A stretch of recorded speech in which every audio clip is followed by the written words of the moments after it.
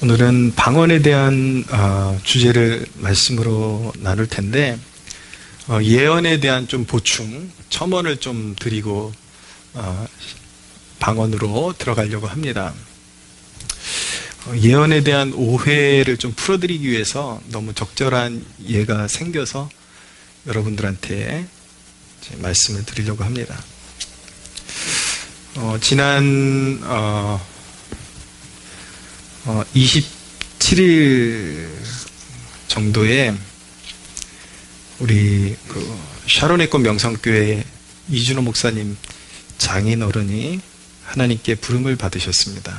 근데 그 며칠 전에 이렇게 저에게 전화가 오셔가지고 장인어른이 좀 아프시다, 이렇게 또 위급하시다라는 그런 이렇게 이야기를 해 주셨는데 27일이 토요일이었습니다. 토요일이었는데 토요일 새벽에 제가 좀 독특한 꿈을 꿨어요. 근데 꿈속에 침상에 누워 계신 분이 이렇게 이준호 목사님 장인 어른으로 이렇게 등장을 하고 그분의 임종을 우리 부부가, 저와 제 아내가 이렇게 지키고 있는 그런 꿈이었습니다. 근데 어디서 누군가가 큰 소리로 선명하게 얘기해 주는 거예요. 10시 반에, 오늘 10시 반에 이제 부름을 받는다라고 그렇게 누가 꿈속에 이렇게 확고하게 이야기를 해줘서 이제 아침에 일어나가지고 제가 아내한테 이런 꿈을 꿨다, 너무 선명하게 이런 꿈을 꿨다. 근데 그날 1시쯤에 이제 이준호 목사님한테 전화가 왔어요. 전화가 와가지고 오늘 아침에 이제 장인어른이 부름 받았다고 그렇게 말씀해 주셔가지고 제가 지난 주일에 여러분들한테 이제 주일날 장례식장에 이제 조문을 갈 테니까 시간 있으신 분들 같이 가자고 그렇게 알려드렸던 것 같고, 가서 이제 조문을 하고 이야기를 나누는 중에 자연스럽게 그냥 오늘 아침 몇 시쯤에 이제 소천하셨냐 이렇게 질문을 하니까 정확하게 10시 반에 이렇게 부름을 받으셨다라고 그렇게 이야기를 들었습니다. 근데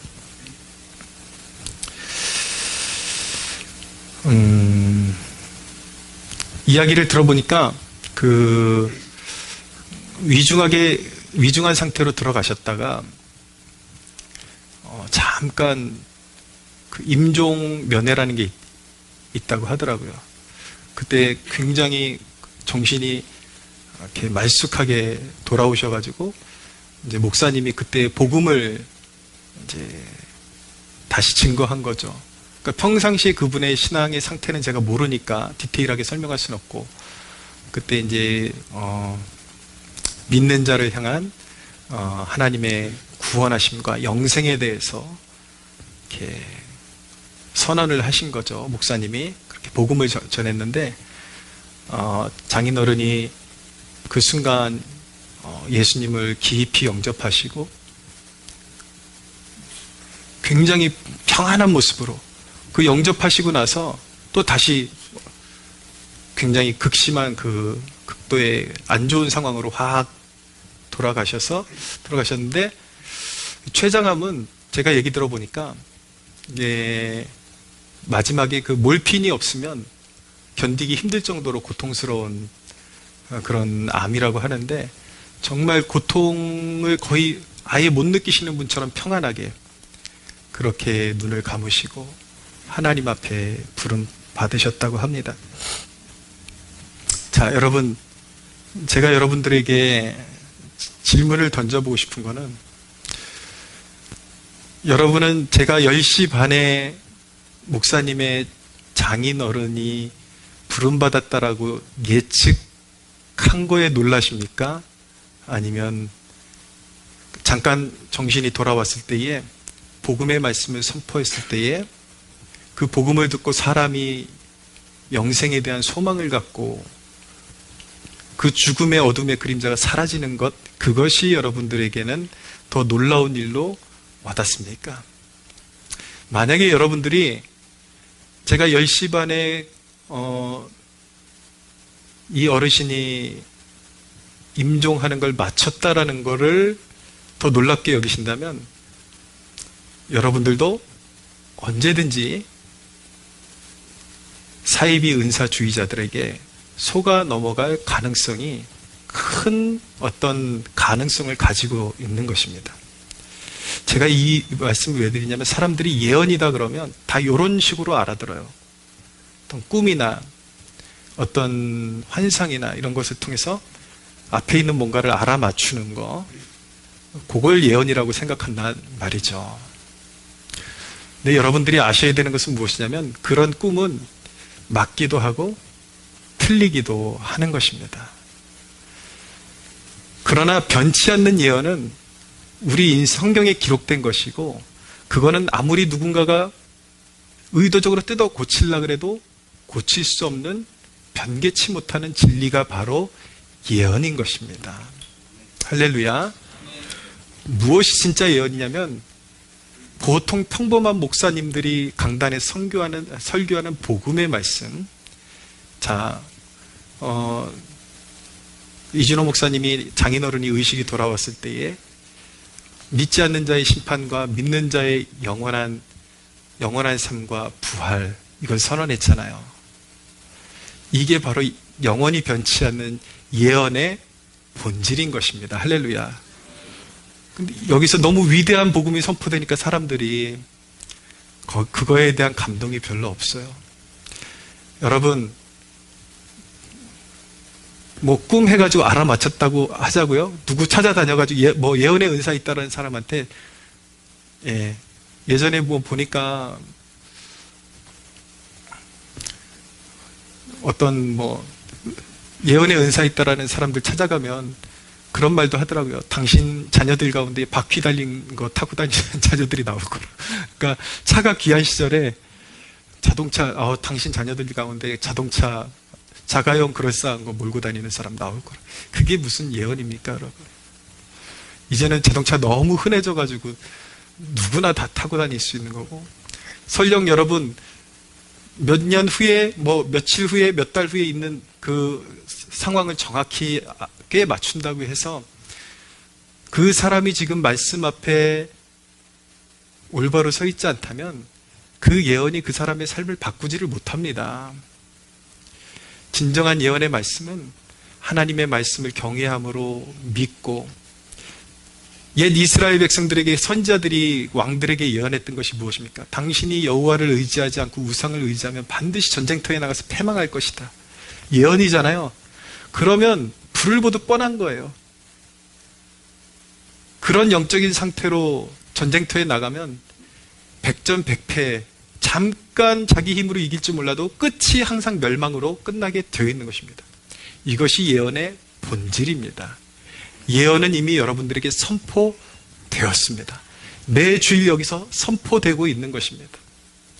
뭔가 신비해 보이는 것이 여러분들의 인생을 바꾸는 것이 아니라 십자가에 달리시고 부활하신 예수 그리스도를 거절하는 자들에게 영원한 환난과 심판이 예비되어 있고, 그분을 마음으로 영접하여 평생을 그분을 섬기는 자들에게 하나님의 영원한 보호와 심판을 이기고 환난을 이기고 마침내 구원받고 영원한 부활에 참여하게 된다라는, 이것만큼 정확한 예언이 어디에 있습니까? 할렐루야.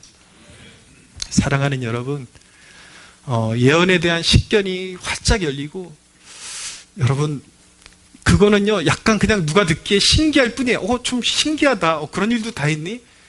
근데 그거는 얼마든지 사람을 속일 수도 있고, 얼마든지 잘못될 수도 있는 그런 영역일 것이고, 우리가 믿어야 하는 예언은 영원토록 변치 않는 예언인 것입니다. 할렐루야.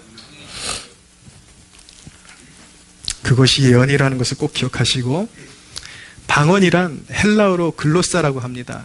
기본적으로 혀라는 의미를 가지고 있습니다. 주로 모호한 언어를 표현할 때 사용되는 단어입니다.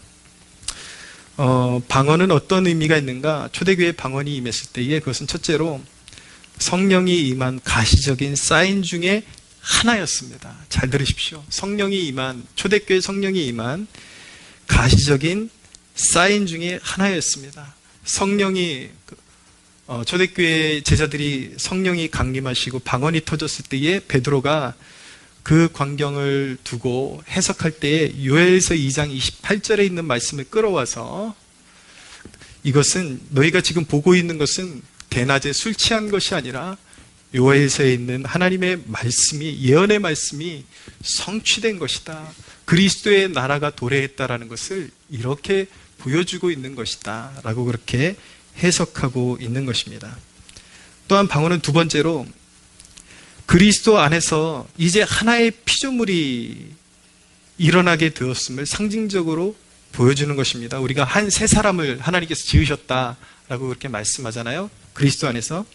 이게 무슨 말씀이냐면 창세기 보면은 바벨탑 사건이 나오죠. 그때 온 땅의 언어가 하나이므로 민족들이 결집해가지고 하나님을 대적하고 스스로의 이름을 높이기 위해서 바벨탑을 쌓았는데 하나님께서 그들의 그 교만함을 심판하시죠. 그래서 바벨탑을 헐어버리시고 민족들을 흩어버리시고 언어가 서로 나뉘게 하십니다. 그래서 그들이 집결해서 하나님 앞에 대적하는 행위를 멈추시기 위해서 그들의 교만을 깨뜨리시기 위해서 하나님께서 인류를 나누시고 언어가 이제 파생이 되기 시작하면서 거기서 민족을 나라와 나라를 대적하는 일들이 계속 일어나게 되는 거죠. 끊임없이 죄인들이 언어가 갈라지고 문화가 갈라지면서 서로 또 이렇게 땅을 차지하고 권력을 차지하기 위해서 죽고 죽이는 사건들이 그렇게 벌어지면서 또 그 가운데서 또 하나 되지 못하고 하나님을 끊임없이 대적하는 사상에 있어서는 하나가 되어서 온 세계가 그렇게 하나님을 대적하고 있는데 이 오순절에 이 방언이 회복됐다라는 것은요, 바로 이 바벨탑의 그 흩어짐의 저주가 이제 예수 그리스도 안에서 하나됨으로 회복됨을 상징하는 것입니다. 그래서 그리스도 안에서 하나님께서 진정한 형제 자매, 진정한 참 가족, 하늘의 가족을 지으셨다라는 것을 상징적으로 보여주고 있는 것입니다. 원래 초기 오순절에 성령이 강림하셨을 때에 임했던 방언은 사실은 사람이 알아들을 수 있는 방언이었습니다. 외국어로 표현되는 방언이었습니다. 그래서 천하 각국에 흩어져 있던 디아스포라 유대인들이 그리고 이방인들이 그 제자들이 방언하는 현장에 왔을 때 놀라운 것은 이들이 외국어를 배운 적이 없는 사람들이었는데 예수님의 제자들이 성령 받고 각자 자기들이 속해 있는 민족과 나라의 언어로 하나님 나라의 큰 일을 선포하는 것, 예언을 선포하는 것을 보면서 깜짝 놀랐던 것이죠. 그래서 초기의 방언은 세계 각지에서 온 사람들이 알아들을 수 있는 외국어로 구현됐던 것이 가장 초기의 방언이었습니다. 그렇지만 오늘 우리가 읽은 고린도전서의 방언은 분명히 사람이 알아들을 수 없는 방언이라는 사실을 말씀하고 있습니다. 14장 2절을 보십시오. 방언을 말하는 자는 사람에게 하지 아니하고 하나님께 하나니 이는 알아듣는 자가 없고 영으로 비밀을 말함이라. 어떤 신학적인 진영에 따라서 자기들의 이론을 꽤 맞추기 위해서 이 성경 구절까지 왜곡시키면서 자기들의 그런 어떤 논리를 완성시키려고 하는 경우들이 있는데, 그래서 이 방언 자체를 굉장히 부정하는 그런 경우들이 있는데, 성경은 분명히 이 고린도전서에 나타나는 방언은 사람이 알아들을 수 없는 방언으로 임했다라는 것을 알 수가 있는 것입니다. 그렇게 사람이 알아들을 수 없는 방언을 주신 이유는 한 가지는 무엇이냐면 영으로 비밀을 아뢰는 것이라 하시고 영이 열매 맺는 것이라고 말씀하십니다. 다시 말하면 방언은 성령의 인도를 따라 하는 영적인 기도라고 할 수 있습니다. 즉 나의 영의 필요를 하나님 앞에 성령의 인도를 따라서 아뢰는 것입니다. 방언을 하게 되면 무엇이 유익하냐? 매우 유익한 면이 있습니다. 하나님 앞에 기도 생활을 좀 더 깊이 하고 싶고 더 오래 하고 싶은데에 몇 마디 기도를 하고 나면은 뭘 기도해야 될지 모를 때가 있어요. 또 몇 분 길게 한 15분, 20분 쏟아내고 나면 이제 더 이상 하나님 앞에 할 이야기가 떠오르지 않는 경우들이 있습니다. 하나님 앞에 더 시간을 보내고 싶은데 그런 어떤 어려움이 있을 때 방언을 하게 되면 매우 유익합니다. 하나님 앞에 어떤 시간에 구애받지 않고 방언으로서 하나님 앞에 기도할 수 있는 시간을 가질 수 있게 됩니다. 또 한 가지 유익은 무엇을 기도해야 할지 모르는 상황 가운데 내 마음이 너무 지치고 상했거나 아니면 내 자신의 상황이 너무 난해해서 무엇을 아뢰드려야 할지 잘 모를 때, 그런 상황 가운데 있을 때에 매우 유용합니다. 내가 꼭 아는 언어가 아니라 성령께서 나의 언어를 통해서 나의 영의 필요를 하나님 아버지께 드린다라는 그 믿음을 가지고 방언을 말할 때에 어떤 영이 회복되어지는 놀라운 그런 축복들을 누리게 되는 것이죠. 때때로 방언은 매우 깊은 성령의 임재로 우리를 인도해주고 우리를 영적으로 강하게 무장시켜주는 역할을 하기도 합니다. 그런 의미에서 방언이 어떻게 쓰이곤 했는지 그냥 두 가지 정도 예를 여러분들에게 드리려고 하는데, 어떤 목사님이 신학적으로 굉장히 좀 깊이가 있는 분이었다고 해요. 근데 옛날 얘기하는 것 같아요. 시골 버스를 타고 이렇게 쭉 가는데 이 목사님이 그 버스에 타고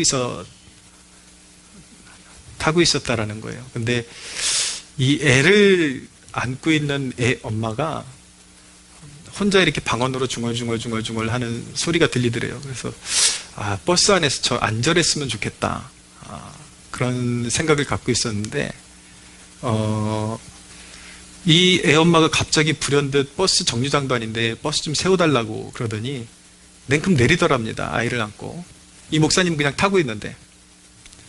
근데 조금 가다 보니까 버스가 갑자기 낭떠러지로 떨어져가지고 이 목사님은 생명은 건지긴 했는데, 그때 본인이 이렇게 방언으로 기도하는 것에 대해서 섣불리 판단하면 안 되겠다라는 그런 이제 경험을 이야기해 주시는 것을 접한 적이 있습니다. 그러니까 영적인 어떤 소통, 그러니까 하나님과의 그런 어디서나 열려있는 소통을 할 때 방언이 굉장히 유익하게 쓰임받을 수 있고, 또 영적으로 열려있을 때에 하나님께서 약간 사람이 이성으로 캐치할 수 없는 그 어떤 부분에 어떤 감동을 주실 때가 있습니다. 뭔가 이렇게 정확하게 음성이 들려오지 않아도 지금 어떤 상황 가운데 이 상황을 피해야 할 것 같은 그런 어떤 감동이나 이런 것들을 주시기도 하시죠.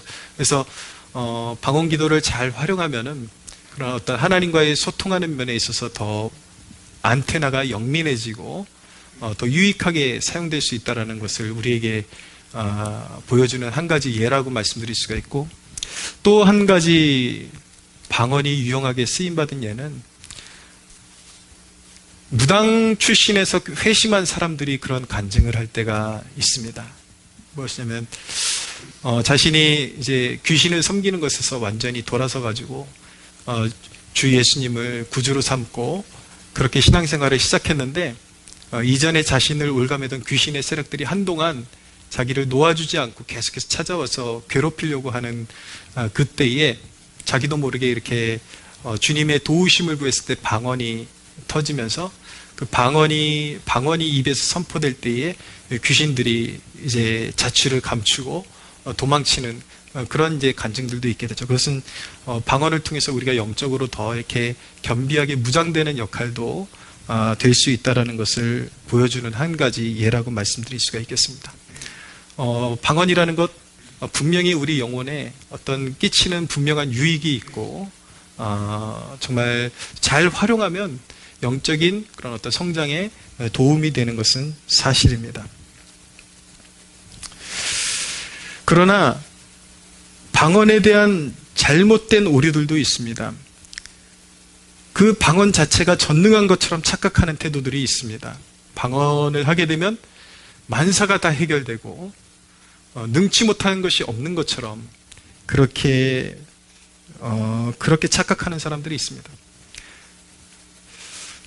더 안타까운 것은 오히려 겸손하고 잘 섬기던 사람이 방언을 받으면서 굉장히 교만해지는 경우들이 있습니다. 사실은 누구나 그냥 옛날부터 원하면 누구나 받을 수 있었던 방언을 자기 혼자 받은 것처럼 굉장히 특히 자기 교회 목사님이 방언을 못하는데 자기가 방언을 받았다. 그럼 기고만장하고 굉장히 교만해지는 경우들이 있습니다. 이 목사님은 방언만 못 받았을 뿐이지 이전에 이미 성령을 경험하고 깊은 체험 가운데 부르심을 느끼고 이미 어떤 과정을 거쳐서 목회에 접어든 분인데 그냥 겁도 없이 막 들이밀고 목사님 보고 성령도 모르는 사람이라고 그렇게 막 손가락질하고 그렇게 이제 어떤 몰상식한 그런 사람들이 그 방언을 잘못 받으면 그렇게 무식해지고 그리고 경박해지는 그런 우를 범하기도 하는 것입니다. 방언이 전능한 것인가 만능인가? 여러분, 방언도 일단 받으면 그냥 일반적인 언어로 기도하는 것과 마찬가지로 기도하는 사람의 영적인 상태에 따라서 중언부언이 되기도 하고 또는 마음을 모아서 방언으로 기도드릴 때 깊은 임재가 나타나기도 하는 것입니다.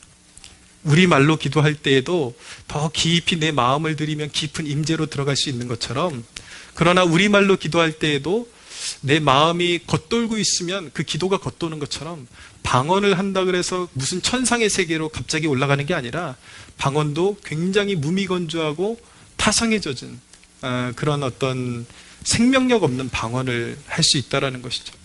사람들이 이 방언을 받고 나서 착각 중에 착각이 무엇이냐면 방언 그 자체가 성령 충만으로 오인되는 것은 매우 무지한 일입니다. 그러니까 처음에 하나님께서 살아계심을 보이기 위해서 어떤 특별한 영혼들에게 성령 체험을 초기에 하실 때에 은사로서 방언을 주기도 하시는데 그 은사는 약간 기능적인 것이기 때문에 이 사람이 성령 충만을 지금 소멸하고 있고 완전히 영적으로 완전히 메마른 상태에 있어도 방언은 계속 돌아가게 되어 있습니다. 그렇기 때문에 방언을 하는 것 자체가 성령 충만이라고 착각하는 것은 너무나도 큰 오류인 것입니다. 그렇지만 하나님께서 주신 그 방언, 은사들을 잘 활용해서 깊게 그리고 마음을 통하는 하나님 앞에 그런 기도를 아뢰드리게 되면 성령 충만에서 다운됐던 영혼이 다시 충만으로 이렇게 다시 영적으로 업되는 그런 기회는 될 수가 있겠죠. 그러나 방언 자체가 성령 충만을 보장하지 않는다라는 것을 꼭 기억해야 하는 것입니다.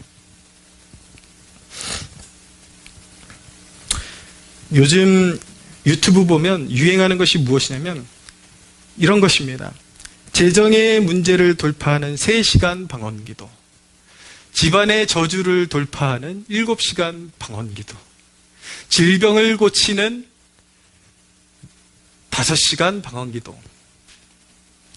여러분, 한 말씀만 드리겠습니다. 미친 소리입니다. 미친 소리. 영적인 것 가지고 지금 하나님을 능멸하고 있는 것입니다. 여러분, 재정의 문제는요, 마술처럼 그냥 해결되는 것이 아니라 연단과 재정적인 것도 끊임없는 연단과 훈련과 그리고 물질의 순종을 통해서 하나님께서 가르쳐 주신 하나님 나라의 재정의 원리에 순종하며 그것들이 하나님께 인정받고 하나님 앞에 연락될 때의 재정의 문이 열리기 시작하는 것입니다. 할렐루야.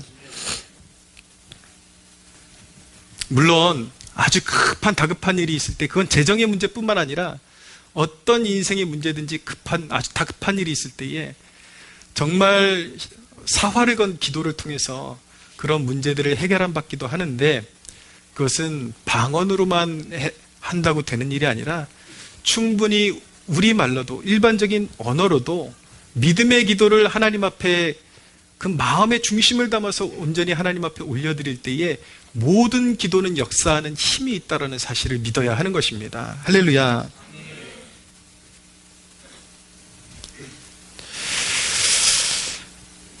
여러분, 우리가 방언에 대해서 알아야 되는 사실은 무엇이냐면, 방언을 받았다 하더라도 방언을 어떻게 활용하느냐가 중요한데, 무분별한 방언은 오히려 덕이 되지 않을 수 있다는 것을 성경이 분명히 우리에게 가르쳐주고 있습니다. 19절을 보십시오. 19절 같이 한번 읽어볼까요? 시작. 그러나 교회에서 내가 남을 가르치기 위하여 깨달은 마음으로 5마디 말을 하는 것이 1만 마디 방언으로 말하는 것보다 나으니라. 23절도 함께 읽어보겠습니다. 23절 시작. 그러므로 온 교회가 함께 모여 다 방언으로 말하면 알지 못하는 자들이나 믿지 아니하는 자들이 들어와서 너희를 미쳤다 하지 아니하겠느냐. 여러분, 방언 기도는요, 정말 자기의 영혼을 위해서 잘 활용할 줄 알아야 됩니다. 대중 앞에서는 알아듣는 말로 기도해야 듣는 이에게 은혜를 끼치고 믿음이 생기도록 돕게 되는 것입니다. 그렇기 때문에 방언 기도를 아무 데서나 남발해서는 안 되는 것입니다. 제가 예전에 제 동료였던 전도사님이 머리에 수술을 할 일이 있어가지고 병문안을 간 적이 있는데, 그때 저는 처음 뵙지만 많은 그런 매체를 통해서 접했던 어떤 사역자가 왔어요. 저는 잘 모르지만 그분에 대해서 그 수술했던 그 전도사님하고 그 사역자하고는 굉장히 친분이 있기 때문에 그분이 왔어요. 우리나라 중고등부 사역에서는 굉장히 이름을 날린 사역자였습니다. 그분이 와가지고 내 동료 전도사님 한테 대표로 기도해 주는 거죠. 대표로 기도해 주는데 방언으로 기도를 하는 거예요. 나는 옆에서 듣고 있는데 그게, 나도 방언을 하지만 솔직히 무슨 말인지 하나도 못 알아듣는 거죠. 방언이라는 것은 기도하는 자기 자신의 그런 어떤 마음속에서 일어나는 그런 것들을 통해서 내가 무슨 기도를 하고 있는지에 대한 어떤 좀 통찰을 얻긴 하지만, 남의 기도를 들으면서 특별히 그런 어떤 해석하는 통변의 은사가 있지 않는 한 알아들을 수가 없는 것입니다. 근데 나중에 이제 제가 그 부분에 대해서 많이 고민을 해봤어요. 왜 그런 병상에 와가지고 방언으로 기도를 할까? 저는 다른 결론을 못 내리겠더라고요. 한 가지 주요한 결론은 무엇이냐면, 자기의 영적인 능력을 자랑하고 싶어 하는 것밖에 되지 않습니다. 굳이 쓸데없이 그냥 다 같은 다른 사람하고 같이 있는 병상에 왔으면 다른 사람들이 다 알아들을 수 있는 언어로 같이 기도해줘야, 대표로 기도해줘야 같이 아멘하고 감사하고 축복할 수 있는데, 자기만 거기서 샬라샬라샬라 하고 있으면 그것은 자기의 어떤, 나는 원하는 대로 방언할 수 있고 나는 원하는 대로 신령하게 이렇게 보일 수 있다는 것을 표현하고 싶어 하는 것이죠. 근데 그것은 굉장히 그릇된 태도인 것입니다. 근데 여러분, 좀 주제에서 벗어난 이야기인지 모르겠지만 그 사역자가 한번 매체에 크게 난 적이 있습니다. 성범죄에 빠져가지고 결국은 목회를 다 내려놔야 되는 위치까지 가게 됐는데, 제가 어필하고 싶은 이야기는 무엇이냐면, 사람들이 이 거짓된 환상에서 헤어나와야 돼요. 방언을 말하고 뭔가 봤다 그러면 그것 자체가 되게 신령하고 그 사람이 영적으로 굉장히 높은 고지에 있는 것 같지만, 여러분, 방언을 말하고 다 그런 것은 아니지만 자기의 영적인 관리가 되지 않는 그런 거짓된, 하나님 앞에 거짓됨을 계속 숨기고 있는 그런 사람들도 부지기수로 많습니다. 뭔가 신비해 보이는 것을 하면 그 사람이 영적으로 높은 고지에 있고 굉장히 저 사람은 우리가 범접할 수 없는 영적인 세계에 있다라는 착각부터 벗어버려야 하는 것입니다. 할렐루야. 제가 말씀드렸잖아요. 우리나라에 획을 그을 만한 하나님 앞에 쓰임받았던 그런 목사님들 가운데는 방언을 말하지 못하는 목사님들이 부지기수였다라는 거 꼭 기억하시고, 성령 충만의 표지가 결코 방언만은 아니라는 것을 꼭 기억하시기를 바랍니다. 굳이 어느 것이 더 중요하냐? 방언보다 100배, 1000배 소중한 것이 영적인 순결이라는 것을 여러분들 아셔야 하는 것입니다. 할렐루야. 중요한 것은 무엇이냐면 대중적으로 기도할 때에, 공적으로 기도할 때는 방언을 사용하는 것이 옳지 않습니다. 알아듣는 말로 기도해주고 알아듣는 말로 기도해야지 덕이 되고 은혜가 되는 것입니다. 건강한 방언의 활용법은 무엇인가? 15절을 보시죠. 바울은 어떻게 방언을 활용했는가? 같이 한번 읽어볼까요? 시작. 그러면 어떻게 할까? 내가 영으로 기도하고 또 마음으로 기도하며 내가 영으로 찬송하고 또 마음으로 찬송하리라. 바울은 방언을 어떻게 활용했는지 여기서 분명하게 말씀하고 있습니다. 바울은 자신이 영으로 기도했고 또 마음으로 기도했다라고 말씀하고 있습니다. 무슨 말씀입니까? 방언으로 기도하기도 했고 또 알아듣는 자신의 언어로서 기도를 병행하면서 활용했다라는 뜻을 가지고 있는 것입니다. 방언으로서 자신의 영의 필요를 알아들였고 자신의 언어로서 마음의 믿음과 확신으로 가득 차게 했던 것입니다. 사랑하는 여러분, 방언을 올바로 활용하려면 공예배 때는 잠잠하고 주로 개인적으로 활용하는 것이 옳습니다. 방언을 멸시하는 사람들은 예언을 부추기기 위해서 또한 방언을 부정하기도 합니다. 그러나 방언에 대해서 바울은 분명히 뭐라고 말씀하고 있냐면 39절에서 40절을 같이 한번 읽어보겠습니다. 39절에서 40절 시작. 그런즉 내 형제들아 예언하기를 사모하며 방언 말하기를 금하지 말라. 모든 것을 품위 있게 하고 질서 있게 하라. 아멘. 바울이 분명한 것은 방언을 절대로 금하지 않고 있다는 것입니다. 오히려 사도 바울 그 자신이 방언을 많이 말한다고 그렇게 간증을 하고 있는 것입니다. 저는 여러분들이 균형 잡힌 생각을 가졌으면 좋겠습니다. 방언을 받지 못했다고 해서 자괴감에 빠지는 일 없게 되기를 바랍니다. 할렐루야. 가끔 목사님들 가운데서도 교인은 방언하는데 자기는 방언 못하는 것 때문에 소위 되게 창피해하는 그런 목사님들 계시거든요. 그거는 그릇된 태도인 것입니다. 그거는 성도들을 올바른 길로 인도하기에는 적합치 않은 태도예요. 분명하게 성경적인 의미를 알고 성도들을 오히려 성도들을 방언을 하는 성도들 그리고 어떤 은사를 체험한다는 성도들을 성경적으로 바로 이끌 수 있는 역량이 있는 것이 목회자가 되어야 하는 것이죠. 저는 어떻게 방언을 받았냐면 청년 시절에 굉장히 갈급했어요. 솔직히 지푸라기라도 잡고 싶은 그런 어떤 시즌이었기 때문에 하나님이 내 곁에 계시다라는 어떤 그런 좀 확증으로서 방언을 구했습니다. 그래서 제가 청년 시절에 몸담았던 교회에서 연중에 꼭 특별 새벽 집회를 했는데 한 2주 했나? 어쨌든 그 기간 내내 방언을 달라고 그렇게 저는 기도를 했습니다. 근데 마지막 날까지도 방언이 임하지를 않는 거예요. 마지막 날 공식적인 집회를 끝내고 집으로 가려고 하는데 이대로 돌아서자니 너무 억울하고 한 번이라도 더 하나님 앞에 매달려 봐야 되겠다 싶어서 집회가 끝나고 나서 집으로 가지 않고 개인 기도실로 가가지고 하나님 제 기도에 응답하시지 않으시는 겁니까? 제 마음의 용기와 어떤 하나님의 위로를 한 번만 경험할 수 있도록 그렇게 허락해 주시면 안 되겠습니까? 그렇게 고백을 하는 와중에 갑자기 혀가 막 돌아가기 시작하면서 그때 이제 방언이 터지게 되었습니다. 사랑하는 여러분, 저는 여러분들에게 방언하지 말라고 이야기하지 않습니다. 사모할 수 있는 사람들은 사모하십시오. 거기서 오는 분명한 영적인 유익이 있기 때문인 것입니다. 할렐루야. 여러분들 막 어떤 편견을 갖고 그런 것보다는 오히려 어떤 사모함을 갖고 하나님께 구하는 것이 여러분들의 인생의 또 어떤 신앙의 도약의 어떤 하나의 증거를 구하는 것으로서 좋은 기회가 될 수도 있기 때문에 여러분들에게 그것을 거부할 이유가 없다.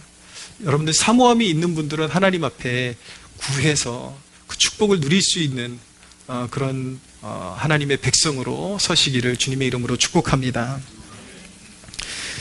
여러분, 중요한 것은 무엇이냐면 자, 방언기도에 대해서 배우고 있지만 중요한 것은 이것입니다.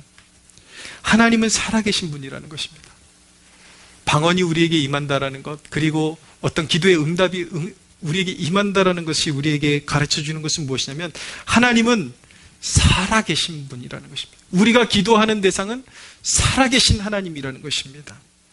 여러분, 주 예수님은 하나님과 사람 사이에 끊어진 그 다리를 이어주신, 친히 영원히 저주받을 수밖에 없고 영원히 하나님께로부터 분리되어서 영원히 저주받을 수 없는 인류를 구원하시기 위해서 하나님 아버지와 사람 사이를 연결해 주시는 다리가 되어주신 분이십니다. 할렐루야. 예수 그리스도로 말미암아 하늘의 풍성한 은혜와 은사들을 믿는 모든 백성들이 누리도록 허락해 주셨습니다.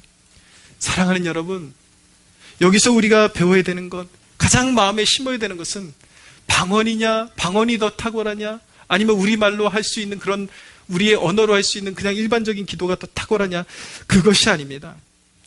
여러분, 우리에게 신령한 은사를 주시고 은혜를 주신 그 하나님이 예수 그리스도로 말미암아 지금 이 순간 우리와 함께 하신다라는 사실을 배우는 것이 훨씬 중요한 것입니다. 할렐루야. 믿는 자는 더 이상 혼자가 아닌 것입니다. 온갖 신령한 은사를 주시고 은혜를 베푸시는 하나님께서 예수 그리스도로 말미암아 우리와 함께 하십니다. 할렐루야. 하나님은 분명히 말씀하십니다. 요구하십니다. 그리고 약속하십니다. 너는 내게 부르짖으라고 말씀하십니다. 구하라, 찾으라고 말씀하십니다. 방언뿐만 아니라 모든 하나님의 자녀들이 구하는 것들을 하나님은 귀담아 들으시고 그 살아계신 하나님께서 모든 은사에 부족함이 없이 베풀어 주시는 우리 영의 아버지께서 구하고 찾는 자들에게 베풀어 주신다라고 약속하고 계십니다. 할렐루야. 방언을 사모하는 자는 방언과 함께 알아듣는 말을 같이 활용할 수도 있습니다. 그렇지만 방언을 못해도 여러분들의 언어로 믿음의 기도로 동일한 축복을 누릴 수 있음을 믿으시기를 바랍니다. 할렐루야. 여러분, 운동도 그렇습니다. 여러 가지 기술을 잘하는 사람도 있을 수 있지만 자기의 난점을 극복하기 위해서 하나만 파서 그 하나로 여러 개를 극복할 수 있는 그런 사람이 존재하죠. 기도의 원리도 그렇습니다. 방언을 받아서 활용하면 좋고 우리말과 병행하면서 활용하면 좋지만 그걸 못한다고 해서 응답이 없는 게 절대로 아니라는 것입니다. 오히려 진실한 기도, 영의 기도, 믿음의 기도를 여러분들의 분명한 언어로 그 믿음을 가지고 하나님 아버지께서 내게 응답하신다라는 그 확신, 그리고 하나님이 내게 나의 전부가 되시고 하나님만이 나의 필요의 전부가 되신다라는 그 믿음을 가지고 나아가는 자녀들의 기도를 하나님은 귀 기울여 들으시고 반드시 응답해 주십니다. 할렐루야.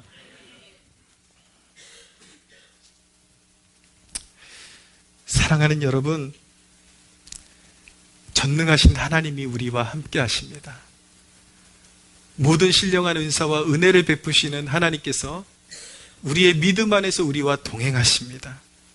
사랑하는 여러분, 그러니까 모든 상황 가운데 두려워하지 말고 담대히 구할 수 있는 하나님의 자녀들 되시기를 축원합니다. 여러분들이 어떤 기도를 통하던 그것이 저는 별로 선호하지는 않지만 유용하게 사용합니다. 기도는 여러 가지가 있습니다. 침묵 기도든 방언 기도든 통성 기도든, 물론 우리는 함께 모였을 때 통성 기도를 추구하지만 개인적으로 하나님 앞에 절박함으로 기도하는 그 어떤 스타일의 기도든지 여러분들의 절박한 마음을 들어서 심어서 하나님 앞에 올려드릴 수 있다면 그 기도에 하나님께서는 귀를 여시고 여러분들의 신음소리까지도 응답하시는 우리 영의 아버지께서 반드시 가장 좋은 길을 보이시고 좋은 것을 여러분들에게 허락해 주신다라는 사실을 믿어 의심치 않는 여러분들 되시기를 주님의 이름으로 축복합니다. 우리 하나님께 영광의 박수 올려드리겠습니다.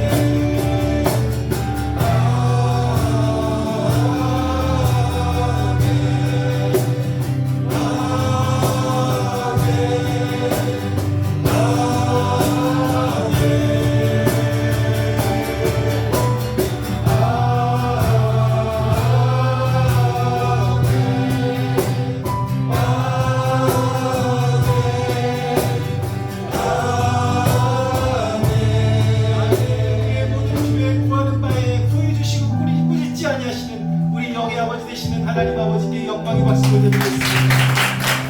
여러분 정말 우리를 위해서 하나님의 축복을 우리에게 나눠주시기 위해서 자기의 몸을 십자가의 희생제물로 내어주신 우리 주 예수 그리스도 앞에 영광의 박수를 드리겠습니다. 지금 이곳에 거룩한 영으로 임하셔서 그리스도의 십자가의 보혈로 우리를 입혀주시고 하나님 앞에 받으시기에 합당한 제물로 우리를 올리셔서 우리의 간구하는 말을 응답되게 하시는 성령 하나님 앞에 영광의 박수를 드리겠습니다. 성삼위 일체 하나님 영광을 받으소서, 높임을 받으소서. 주님밖에 없나이다. 우리 삶에 주님이 전부이심을 고백합니다. 할렐루야, 할렐루야.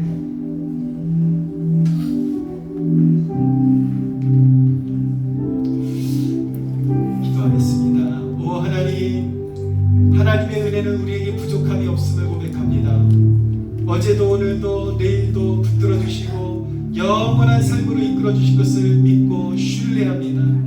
하나님 때때로 하나님 우리의 믿음을 바라보시기 위해서 역경을 허락하기도 하시나 믿는 자에게는 능치 못할 일이 없을 줄로 믿습니다. 하나님 우리가 믿음 안에서 구하고 찾고 두드리는 바를 허락해 주실 줄로 믿습니다. 선하시며 늘 우리에게 풍성하신 영의 아버지 하나님 감사드리며 우리 주 예수 그리스도의 이름으로 기도하옵나이다. 아멘. 이제는 우리 주 예수 그리스도의 은혜와 하나님 아버지의 사랑과 성령 하나님의 교통하심이 이곳에 모인 주의 백성들 머리머리 위에 영원토록 함께 하시기를